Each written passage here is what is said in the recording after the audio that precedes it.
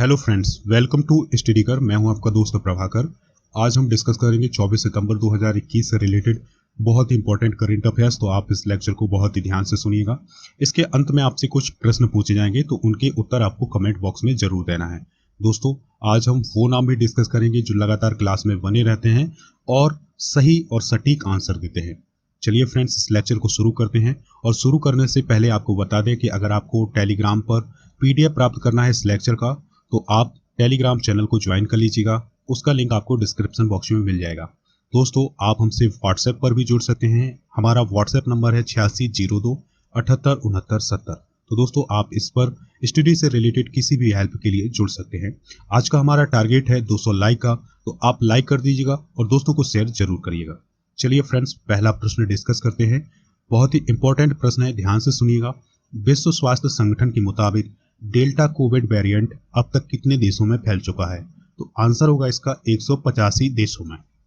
दोस्तों, WHO के अनुसार डेल्टा कोविड वेरिएंट वर्तमान में सबसे अधिक प्रभावी संक्रामक वायरस है और विश्व स्वास्थ्य संगठन के अनुसार ये 185 देशों में फैल चुका है। दोस्तों, कोरोना संक्रमण के डेल्टा वेरिएंट का कहर अब पूरी दुनिया में देखने को मिल रहा है।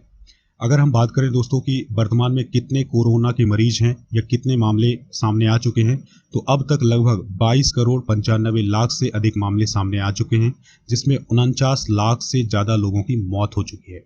दोस्तों, अब हम वेरिएंट की बात कर लेते हैं। वेरिएंट का मतलब होता है प्रकार, यानी कोविड के प्रकार। जो वायरस हैं उसके कुछ प्रकार हैं, तो उनको हम डिस्कस कर लेते हैं।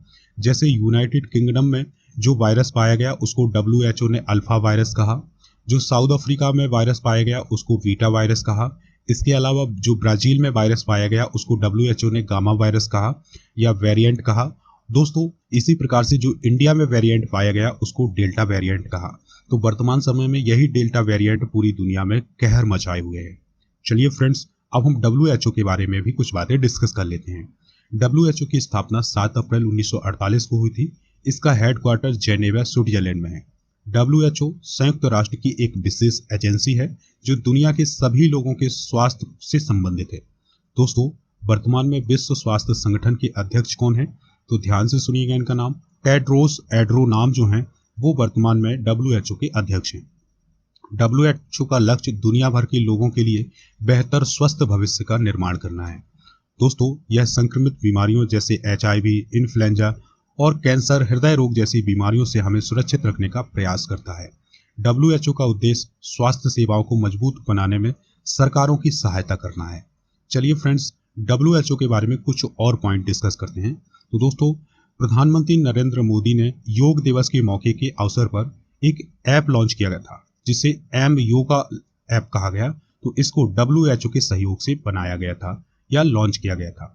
दोस्तों, विश्व स्वास्थ्य संगठन ने ग्रीक वर्णमाला के 4 अक्षरों पर भारत के वेरिएंट को इसने डेल्टा वेरिएंट नाम दिया था। तो याद रखिएगा, जो भारत में कोरोना वायरस का जो वेरिएंट है वो कौन सा वेरिएंट है? डेल्टा वेरिएंट है। यह नाम भी किसने दिया था? WHO ने दिया था। 30 जून 2021 को WHO के द्वारा चीन को मलेरिया मुक्त प्रमाण पत्र जारी किया गया है। तो दोस्तों, याद रखिएगा कि वर्तमान में WHO के द्वारा किस देश को मलेरिया मुक्त घोषित किया है? तो वो किया है चाइना को। चलिए फ्रेंड्स, अगला प्रश्न डिस्कस करते हैं। बहुत ही महत्वपूर्ण प्रश्न है। साल 2050 तक दुनिया का तीसरा सबसे बड़ा आयातक यानी इंपोर्टर देश कौन बन जाएगा? तो दोस्तों, दुनिया का तीसरा सबसे बड़ा आयातक देश यानी इंपोर्टर देश जो बन जाएगा वो बनेगा भारत। कौन बनेगा दोस्तों? भारत। तो इसका आंसर होगा क्या? भारत। तो दोस्तों, हाल ही में एक रिपोर्ट जारी की गई है जिसमें बताया गया है कि भारत साल 2050 तक दुनिया का तीसरा सबसे बड़ा आयातक देश बन जाएगा। और दोस्तों, अभी वर्तमान की बात करें तो 2019 की रिपोर्ट के अनुसार भारत दुनिया का 8वां बड़ा आयातक देश है, लेकिन 2030 तक यह चौथे नंबर पर आ जाएगा और 2050 तक यह तीसरे नंबर पर आ जाएगा एक रिपोर्ट के अनुसार। तो दोस्तों, याद रखिएगा, सबसे पहले नंबर पर कौन होगा 2050 में? सबसे बड़ा आयातक देश कौन होगा?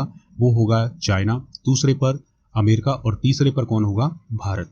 अभी हम वर्तमान की स्थिति की बात करें तो अभी सबसे बड़ा आयातक देश है अमेरिका, दूसरे नंबर पर चीन है, तीसरे नंबर पर जर्मनी है, चौथे नंबर पर फ्रांस है, 5वें नंबर पर यूके है, 6वें नंबर पर जापान है, 7वें नंबर पर नीदरलैंड्स है और दोस्तों 8वें नंबर पर भारत है। तो ये स्थिति है, लेकिन 2050 तक स्थिति बहुत अलग हो जाएगी। जो चीन है वो 2050 तक दुनिया का सबसे बड़ा आयातक देश बन जाएगा। तो दोस्तों हाल ही में जो रिपोर्ट जारी की गई है उसमें यह दावा किया गया है कि भारत 2050 तक दुनिया का तीसरा सबसे बड़ा आयातक देश बन जाएगा। चलिए फ्रेंड्स, अगला प्रश्न डिस्कस करते हैं। इंपॉर्टेंट प्रश्न है, द हिमालयन फिल्म फेस्टिवल 2021 का पहला संस्करण कहाँ शुरू होने वाला है? तो दोस्तों द हिमालयन फिल्म फेस्टिवल 2021 का पहला संस्करण शुरू होने वाला है लेह में। कहाँ शुरू होने वाला है दोस्तों? लेह में। तो ध्यान से सुनिएगा आप कि द हिमालयन फिल्म फेस्टिवल 2021 का पहला संस्करण लेह में होने वाला है, यानी लद्दाख स्टेट में होने वाला है। दोस्तों ये आयोजन होगा कब से कब तक? 24 से 28 सितंबर के बीच। और इस आयोजन में हिमालय राज्यों जैसे असम, सिक्किम, मणिपुर, मिजोरम, त्रिपुरा, मेघालय, नागालैंड, उत्तराखंड, अरुणाचल, हिमाचल प्रदेश और लद्दाख की जो लोकप्रिय फिल्में होंगी उनका प्रदर्शन किया जाएगा। दोस्तों फिल्म समारोह का आयोजन जो लद्दाख का प्रशासन है उसके द्वारा, सूचना और प्रसारण मंत्रालय के द्वारा और भारत सरकार के सहयोग से किया जा रहा है। दोस्तों यह आयोजन 5 दिन का होगा और यह आज़ादी के 75 साल पूरे होने के उपलक्ष्य में आज़ादी का अमृत महोत्सव के जश्न के रूप में मनाया जा रहा है। चलिए फ्रेंड्स, कुछ बातें हम लद्दाख के बारे में डिस्कस कर लेते हैं जो कि अभी वर्तमान में लद्दाख में हुई हैं। तो लद्दाख के उपराज्यपाल कौन है? राधा कृष्ण माथुर हैं। दोस्तों हम सभी लोग जानते हैं कि जब से 370 धारा खत्म हुई तब से लद्दाख एक अलग स्टेट बना है। दोस्तों लद्दाख जम्मू कश्मीर से अलग हुआ है। लद्दाख में 2 डिस्ट्रिक्ट हैं, ध्यान से सुनिएगा उनके नाम, लेह और लद्दाख। और इसकी जो राजधानी है लद्दाख की वो लेह है। तो लद्दाख के बारे में कुछ पॉइंट डिस्कस करते हैं जो कि करंट अफेयर से रिलेटेड होंगी लद्दाख से। तो ध्यान से सुनिएगा। लद्दाख ने हाल ही में हिम तेंदुआ को राज्य पशु और ब्लैक नेक क्रैन को राज्य पक्षी के रूप में अपनाया है। दोस्तों लद्दाख में दुनिया की सबसे ऊंची मोटर योग्य सड़क का उद्घाटन किया गया है जो 18,600 फीट की ऊंचाई पर बनाई गई है। याद रखिएगा, दुनिया की सबसे ऊंची सड़क जिस पर मोटर दौड़ सकती है वो बनाई गई है लद्दाख में। और इसकी ऊंचाई कितनी है, यानी कितनी ऊंचाई पर बनाई गई है? तो 18,600 फीट की ऊंचाई पर बनाई गई है। दोस्तों लद्दाख प्रशासन ने उन सभी भारतीय नागरिकों के लिए इनर लाइन परमिट की आवश्यकता को हटा दिया है जो लद्दाख के संरक्षित क्षेत्रों के दौरा करने पर चाहते थे। दोस्तों लद्दाख में एक व्यवस्था थी जिसे हम इनर लाइन परमिट कहते थे। इसका मतलब था लद्दाख में कुछ क्षेत्र ऐसे थे जिस पर भ्रमण करने के लिए लद्दाख प्रशासन या लद्दाख सरकार का परमिट चाहिए होता था, यानी लद्दाख सरकार की अनुमति चाहिए होती थी। तो उसने हाल ही में इनर लाइन परमिट की व्यवस्था को समाप्त कर दिया है, यानी अब लद्दाख में कोई भी कहीं भी आ जा सकता है। दोस्तों केंद्रीय मंत्रिमंडल ने लद्दाख में एक केंद्रीय विश्वविद्यालय खोलने की भी मंजूरी दी है और इसकी लागत 750 करोड़ रुपए होगी। तो दोस्तों ये थी कुछ लद्दाख से रिलेटेड करंट अफेयर्स के पॉइंट, तो आप इनको नोट डाउन कर लीजिएगा। चलिए फ्रेंड्स, अगला प्रश्न डिस्कस करते हैं। बहुत ही इंपॉर्टेंट प्रश्न है।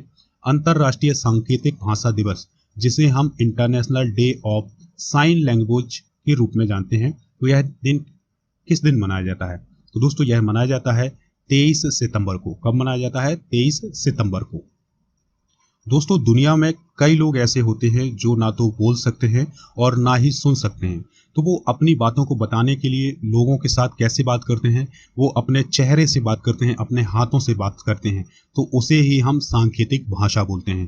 तो दोस्तों इन्हीं लोगों के लिए यह दिवस मनाया जाता है। कौन सा दिवस? अंतरराष्ट्रीय सांकेतिक भाषा दिवस। तो दोस्तों इस दिवस को मनाने की शुरुआत हुई थी साल 2018 से और इस दिवस का मुख्य उद्देश्य है कि जो लोग बाधिर लोग हैं, यानी ना तो वो बोल सकते हैं ना ही सुन सकते हैं, तो उनको शरीर के हाव भाव से भाषा या बोलना सिखाना है। यानी दोस्तों इस दिवस को मनाने का जो उद्देश्य है वो उन लोगों को वो वाली भाषा सिखाना है जिससे वो अपने हाव भाव व्यक्त कर सके। चलिए फ्रेंड्स, अब हम सितंबर माह के कुछ महत्वपूर्ण दिवस डिस्कस कर लेते हैं कि कौन सा दिवस कब मनाया जाता है। 2 सितंबर को विश्व नारियल दिवस मनाया जाता है। 5 सितंबर को राष्ट्रीय शिक्षक दिवस। 8 सितंबर को अंतर्राष्ट्रीय साक्षरता दिवस। 10 सितंबर को वर्ल्ड एंटी आत्महत्या डे मनाया जाता है और 14 सितंबर को अंतर्राष्ट्रीय हिंदी दिवस मनाया जाता है। दोस्तों 16 सितंबर को विश्व ओजोन दिवस मनाया जाता है। 22 सितंबर को विश्व गुलाब दिवस। 26 सितंबर को विश्व मूक बाधिर दिवस मनाया जाता है और 27 सितंबर को विश्व पर्यटन दिवस मनाया जाता है। इसके अलावा दोस्तों 28 सितंबर को विश्व रेबीज दिवस मनाया जाता है। तो ये थे कुछ सितंबर माह के महत्वपूर्ण दिवस। चलिए फ्रेंड्स, अगला प्रश्न डिस्कस करते हैं। इंपॉर्टेंट प्रश्न है। एशियाई विकास बैंक, जिसे हम एडीबी के रूप में जानते हैं, ने 2021-22 में भारत की जीडीपी में वृद्धि के अपने पूर्वानुमान को घटाकर कितने प्रतिशत कर दिया है? तो दोस्तों हाल ही में एडीबी के द्वारा जो भारत की जीडीपी है उसको 10% बताया है। चलिए फ्रेंड्स, कुछ और पॉइंट डिस्कस करते हैं। तो एशियाई विकास बैंक ने साल 2021-22 में भारत की जीडीपी वृद्धि के अपने पूर्वानुमान को घटा करके 10% कर दिया है। और पहले इसने अनुमान लगाया था कि भारत की जो जीडीपी होगी उसकी ग्रोथ 11% होगी, लेकिन अब उसने अपने डाटा में सुधार किया है और भारत की जीडीपी की जो ग्रोथ है वो 10% बताई है। दोस्तों जीडीपी की वृद्धि इसलिए कम हो गई है क्योंकि आर्थिक दृष्टिकोण पर नेगेटिविटी आ गई है, यानी कोरोना के कारण नेगेटिविटी आ गई है। इसके कारण उसने अपने डाटा में सुधार किया है और जीडीपी की जो ग्रोथ है उसमें 1% की कमी की है, यानी पहले 11% बता रहा था, अब वो कितनी प्रतिशत बता रहा है? 10% की वृद्धि बता रहा है। दोस्तों एशियाई विकास बैंक की बात करें तो इसका जो हेडक्वार्टर है वो है फिलीपींस की राजधानी मनीला में। याद रखिएगा, एशियाई विकास बैंक यानी एडीबी का जो मुख्यालय है वो है फिलीपींस की राजधानी मनीला में। दोस्तों एशियाई विकास बैंक एक क्षेत्रीय विकास बैंक है जिसकी स्थापना हुई थी 19 दिसंबर 1966 को। दोस्तों इसका जो उद्देश्य है वो है आर्थिक विकास को सुगम बनाना, यानी सरल बनाना। एशिया के जो देश हैं और उसके आसपास के जो क्षेत्र हैं उसकी अर्थव्यवस्था को सुगम या सरल बनाना इसका उद्देश्य है। दोस्तों इस बैंक की स्थापना के समय इसके 31 सदस्य थे, लेकिन वर्तमान में इसके सदस्य हैं 68, जिसमें से 49 एशिया और पैसिफिक के देश हैं और 19 सदस्य दोस्तों बाहरी हैं। दोस्तों याद रखिएगा कि एडीबी का सदस्य भारत भी है। अगला प्रश्न डिस्कस करते हैं, बहुत ही इंपॉर्टेंट प्रश्न है, ध्यान से सुनिएगा। हाल ही में चाय पार्क की स्थापना किस राज्य ने की है? तो दोस्तों हाल ही में चाय पार्क की स्थापना करने की घोषणा की है असम ने। किसने की है दोस्तों? असम ने। तो असम ने कामरूप जिले के 6 गांव में एक चाय पार्क बनाने की घोषणा की है। और दोस्तों इसका उद्देश्य ये है कि एक ही स्थान पर रेल और बंदरगाह कनेक्टिविटी हो जाए, गोदाम की सुविधाएं हो जाएं, चाय पीसने की व्यवस्था हो जाए, चाय को मिलाने की व्यवस्था हो जाए और इसके चाय की पैकेजिंग की व्यवस्था हो जाए। तो दोस्तों इसके लिए एक चाय पार्क बनाया जा रहा है। कहाँ बनाया जा रहा है? कामरूप जिले के 6 गांव में। दोस्तों ये कामरूप जिला कहाँ है? असम में है। असम की बात करें तो असम के राज्यपाल हैं जगदीश मुखी और दोस्तों असम के मुख्यमंत्री कौन है? हेमंता बिस्वा शर्मा। तो दोस्तों याद रखिएगा, चाय पार्क कहाँ बनाया जा रहा है? असम में बनाया जा रहा है। दोस्तों अब हम असम से रिलेटेड कुछ पॉइंट डिस्कस कर लेते हैं।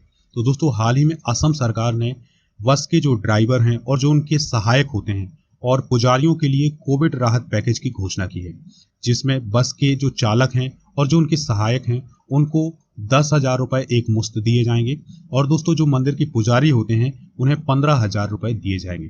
तो इस प्रकार के कोविड-19 राहत पैकेज की घोषणा किसने की है? असम सरकार ने। दोस्तों असम का काजीरंगा राष्ट्रीय उद्यान सैटेलाइट फोन से लैस होने वाला भारत का पहला राष्ट्रीय उद्यान है। दोस्तों ये पॉइंट भी डिस्कस कर लीजिएगा, ये पॉइंट भी आप नोट कर लीजिएगा। असम विधानसभा ने 13 अगस्त 2021 को असम मवेशी संरक्षण विधेयक 2021 को पारित किया है, जिसमें दोस्तों ये बात कही गई है कि असम की जो मवेशी है उनको बचाया जाएगा, यानी उनका संरक्षण किया जाएगा। इसके अलावा असम के बर्मीज अंगूर को दुबई के लिए निर्यात किया गया है। दोस्तों असम में अंगूर की एक प्रजाति पाई जाती है जिसे बर्मीज अंगूर कहा जाता है, तो उसकी प्रजाति को दुबई में निर्यात किया गया है। ये थी कुछ बातें असम से रिलेटेड, तो आप इनको नोट डाउन जरूर करिएगा। चलिए फ्रेंड्स अगला प्रश्न देखते हैं, बहुत ही इंपॉर्टेंट प्रश्न है। समुद्र शक्ति द्विपक्षीय नौसैनिक युद्धाभ्यास भारत और किस देश की नौसेना के बीच आयोजित हुआ है? तो दोस्तों जो समुद्र शक्ति द्विपक्षीय नौसैनिक युद्धाभ्यास है ये भारत और इंडोनेशिया के बीच हुआ है। तो दोस्तों याद रखिएगा, समुद्र शक्ति युद्धाभ्यास किसके किसके बीच होता है? भारत और इंडोनेशिया के बीच। तो दोस्तों यह जो युद्धाभ्यास है ये 20 से 22 सितंबर के बीच हुआ है और दोस्तों इसमें भारत की तरफ से शिवालिक और कदमट नामक जहाजों ने हिस्सा लिया है और इस अभ्यास का उद्देश्य था दोनों नौसेनाओं के बीच समुद्री संचालन में आपसी समझ और अंतर संचालन को बढ़ावा देना है। इसके अलावा दोनों देशों के द्विपक्षीय संबंधों को मजबूत करना है। दोस्तों यह कहाँ हुआ था? तो ध्यान से सुनिएगा, जो समुद्र शक्ति युद्धाभ्यास है ये हुआ है भारत की नौसेना और इंडोनेशिया की नौसेना के बीच सुंडा जल डमरू मध्य में। दोस्तों ये सुंडा जल डमरू मध्य कहाँ है? इंडोनेशिया में है। और दोस्तों ये समुद्र शक्ति युद्धाभ्यास का तीसरा संस्करण था। तो याद रखिएगा, जो 2021 में समुद्र शक्ति युद्धाभ्यास हुआ है वह कौन सा युद्धाभ्यास का संस्करण है? तीसरा संस्करण है। दोस्तों इंडोनेशिया की राजधानी आप जरूर याद रखिएगा, इंडोनेशिया की राजधानी है जकार्ता। चलिए फ्रेंड्स, कुछ और पॉइंट डिस्कस करते हैं कि ये समुद्र शक्ति युद्धाभ्यास कब से शुरू हुआ था। तो इसकी कल्पना की गई थी साल 2018 में। और किस नीति के तहत की गई थी? तो भारत की ईस्ट नीति के तहत की गई थी। इंडोनेशिया के साथ भारत कुछ और अभ्यास करता है, तो ध्यान से सुनिएगा। गरुड़ शक्ति करता है और इंडो इंडो कॉर्पेट और इंडो विलिट नामक सैन्य अभ्यास भी किसके साथ होते हैं? भारत और इंडोनेशिया के बीच। चलिए फ्रेंड्स, अगला प्रश्न डिस्कस करते हैं, यह भी इंपॉर्टेंट प्रश्न है। योगेश्वर सांगवान किस देश में भारत के अगले राजदूत यानी एम्बेसडर बनाए गए हैं? दोस्तों योगेश्वर सांगवान भारत के राजदूत बनाए गए हैं कहाँ? पराग्वे में। कहाँ बनाए गए हैं दोस्तों? पराग्वे में। तो दोस्तों अभी अगर हम बात करें योगेश्वर सांगवान की, तो वो वर्तमान में विदेश मंत्रालय में संयुक्त सचिव हैं। कुछ टॉप भारतीय राजदूत डिस्कस कर लेते हैं दोस्तों, जैसे अंकन बनर्जी ये मोजाम्बिक में राजदूत हैं। अखिलेश मिश्रा ये आयरलैंड में भारत के राजदूत हैं। शुभदर्शनी त्रिपाठी ये कजाकिस्तान में भारत की राजदूत हैं। और दोस्तों मनीष चौहान ये पुर्तगाल में भारत के राजदूत हैं। और हरीश पर्थ थानेनी ये जर्मनी में भारत के राजदूत हैं। दोस्तों यहाँ पर बात आई थी पराग्वे की, तो पराग्वे के बारे में भी कुछ बातें डिस्कस कर लेते हैं। दोस्तों पराग्वे की राजधानी है असुंसियोन और यहाँ के राष्ट्रपति हैं होरासियो कार्टस। दोस्तों पराग्वे मध्य दक्षिण अमेरिका में एक लैंडलॉक देश है। दोस्तों यह अर्जेंटीना के द्वारा दक्षिण और दक्षिण पश्चिम में ब्राजील के द्वारा, पूर्व और पूर्वोत्तर में ब्राजील के द्वारा घिरा हुआ है और बोल्विया से उत्तर पश्चिम में घिरा हुआ है। तो याद रखिएगा दोस्तों, जो पराग्वे है ये दक्षिण अमेरिका का लैंडलॉक देश है, यानी इसकी सीमा किसी भी समुद्र सीमा से या अंतर्राष्ट्रीय सीमा से नहीं लगती है।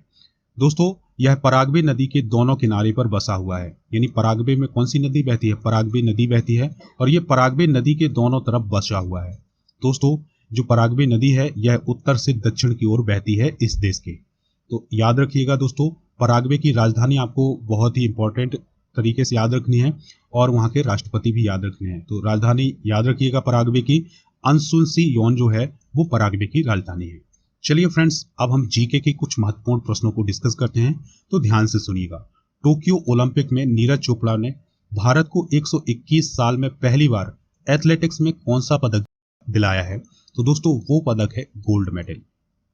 प्रधानमंत्री नरेंद्र मोदी ने राजीव गांधी खेल रत्न पुरस्कार का नाम बदल करके क्या रख दिया है? तो मेजर ध्यानचंद खेल रत्न पुरस्कार। दोस्तों अगला प्रश्न है, ऑस्ट्रेलिया के किस गेंदबाज ने अपने डेब्यू मैच में हैट्रिक लेने का रिकॉर्ड बनाया है? और दोस्तों वो ऐसा करने वाले दुनिया के पहले गेंदबाज बन गए हैं, तो उनका नाम है नॉथन एलिस। क्या नाम है दोस्तों? Nathan Ellis. राष्ट्रीय हथकरघा दिवस कब मनाया जाता है? तो 7 अगस्त को मनाया जाता है। दोस्तों गो फर्स्ट एयरलाइन कंपनी ने ओलंपिक में पदक जीतने वाले खिलाड़ियों को कितने साल तक फ्री हवाई सफर देने की घोषणा की है? तो 5 साल तक फ्री हवाई सेवा देने की घोषणा की है। केंद्र सरकार ने कैबिनेट सचिव राजीव गौबा के कार्यकाल को कितने दिनों के लिए बढ़ा दिया है? तो 1 साल के लिए उनका कार्यकाल बढ़ा दिया है। यानी वर्तमान में कैबिनेट सचिव कौन है? राजीव गौबा है। दोस्तों अब हम उन प्रश्नों की भी बात करते हैं जिनके जवाब आपको कमेंट बॉक्स में देना है, तो आप ध्यान से सुनिएगा। वर्तमान में जर्मनी में भारत के राजदूत कौन है? दूसरा प्रश्न है पराग्वे की राजधानी क्या है? तीसरा प्रश्न है 2021 में समुद्र शक्ति नौसैनिक युद्धाभ्यास का कौन सा संस्करण हुआ है? चौथा प्रश्न है असम के राज्यपाल कौन है? और पांचवा प्रश्न है एशियाई विकास बैंक की स्थापना कब हुई थी? तो दोस्तों इन सभी प्रश्नों के जवाब आपको कमेंट बॉक्स में जरूर देना है।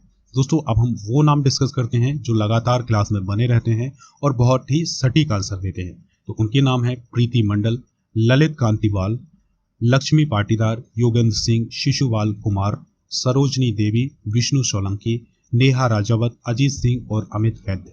तो दोस्तों ये कुछ नाम हैं जो कि क्लास में बने रहते हैं लगातार और सही जवाब देते हैं। तो दोस्तों आप भी इन प्रश्नों के जवाब जरूर दीजिएगा। दोस्तों, अगर आपने अभी तक खबरी ऐप पर स्टडी कर कोर्स फॉलो नहीं किया है तो फॉलो कर लीजिएगा।